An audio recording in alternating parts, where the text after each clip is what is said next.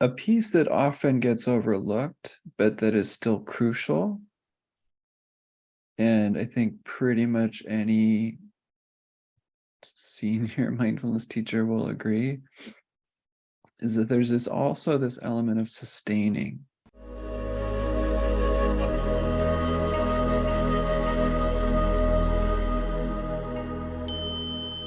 The one thing that I think pretty much anyone will agree upon is that there are these core pieces of mindfulness that are important to note. And you can use different words to describe it, but basically, however we define mindfulness, it's helpful if there's some piece around kind of like the heart element. And so you can call it caring, gentle, loving, allowing, accepting,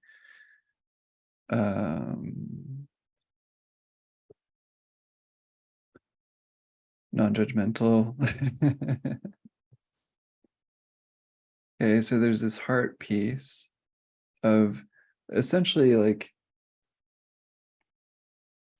not controlling it, not judging it, not fighting it, not trying to change it, but we have this tender connecting element to what's actually happening. So there's this heart piece. A piece that often gets overlooked, but that is still crucial, and I think pretty much any senior mindfulness teacher will agree, is that there's also this element of sustaining. So staying connected moment to moment. This sort of this quality of duration. So it's not like we just check in for a quick second, but rather it's sustaining connection with the unfolding now. And the invitation is to keep practicing that. And this is the element of concentration. The element of like focus, of being able to sustain our awareness. Even if the experience is constantly changing, which it is, even if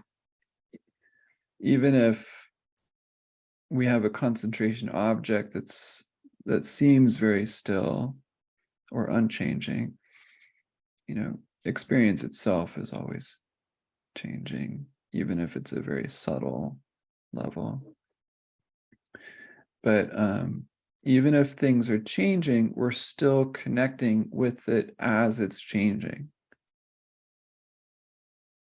So we're not sort of tied to what happened 5 seconds ago, but rather we're sustaining awareness as it's unfolding, noticing how it's changing, being with it as it unfolds.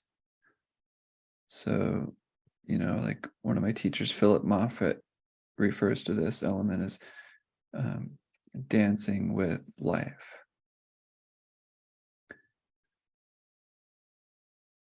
So there's these two elements. There's this kind of heart-based element, and then there's this concentration-based element. This like gentle, non-judgmental, caring, loving, allowing awareness. And then there's this moment-to-moment awareness. And so the moment-to-moment piece is often overlooked, but again, this is at its core. Mm-hmm. So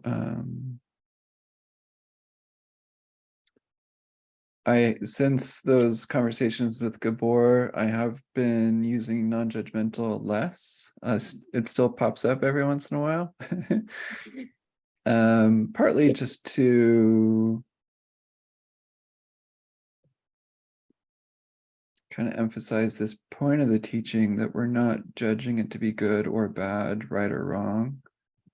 Because I do think that that clarity can be helpful sometimes, because a lot of us have these judgmental attitudes that come up. And so I think sometimes non-judgmental can be helpful. But lately I've been using gentle awareness or gentle moment-to-moment awareness. If sometimes I will use loving awareness or just or even just moment-to-moment awareness. A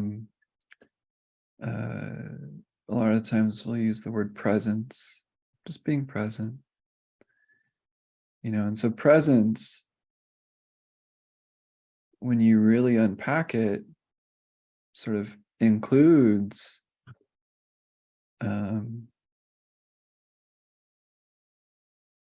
everything you need. It's like, if you're truly present, then there's this element of just being, that's